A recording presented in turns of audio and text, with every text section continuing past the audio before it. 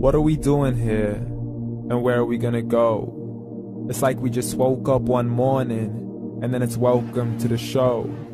Don't ask any questions, just go with the flow. Make as much money as you can, and try your best not to get broke. Copy everything you see on the TV, from the hairstyles to the clothes, and don't think too often, just do exactly as you're told. And if you ever get confused, then just turn towards the alcohol. You'll still hear your thoughts, then just turn up the radio as you learn to live a lifestyle of drugs, sex, and rock and roll. But in all honesty, I just need to know, is there more to the cycle than growing and getting old? Living and dying just to leave behind a happy home and a whole lot of property that somebody else is going to own. I just really need to know before the casket's closed, 'cause I'm not willing to gamble with my soul, nor am I ready to take any chances. These are just simple life questions, and I'm just searching for some answers. Like, what are we doing here? And what is our purpose? How did we get here, and who made us so perfect? And what happens once we go, or is this world all really worth it? Questions we don't answer because apparently we don't really have to. There's no purpose to this life and our existence is merely natural. Then in that case, please let me ask you, did you create yourself, or was it somebody else who had fashioned you? 'Cause you're a being that's impeccable, faultless and unparalleled.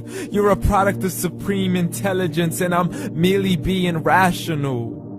For there isn't a camera on this earth that can come close to the human eye, nor a computer that can compete alongside the human mind. And if the whole world was to come together, we wouldn't be able to create a single fly.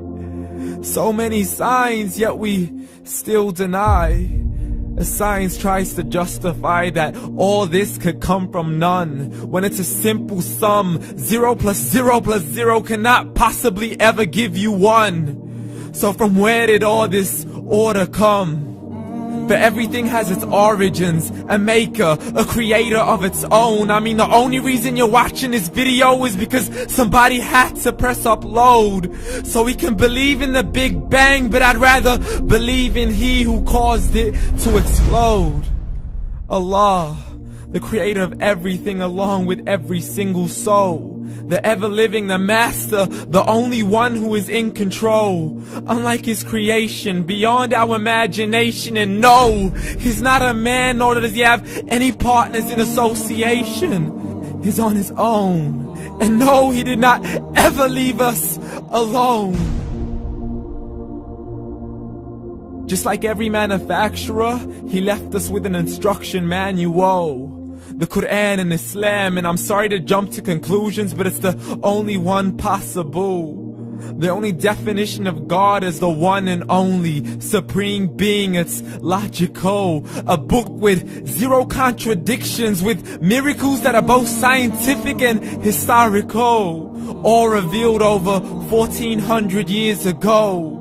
Like the detailed description of the human embryo. The descriptions of the human embryo in the Karena cannot be based on scientific knowledge in the 7th century. To the mountains as pegs holding firm the earth below, and the 2 seas that don't mix in a complete separate flow. To the planets in orbit, alternating night and day as they stay in flow. The expansion of the universe and the creation of everything from H2O.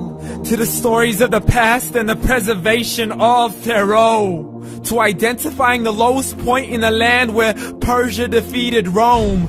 The gushing fluid that created man in the glands between the ribs and the backbone. And not a word has changed, it's still the same. So please explain how all this was known over 1400 years ago. To a man who couldn't read or write, as he would recite whatever the angels spoke. And if you still don't believe, please try to come up with something that's even close.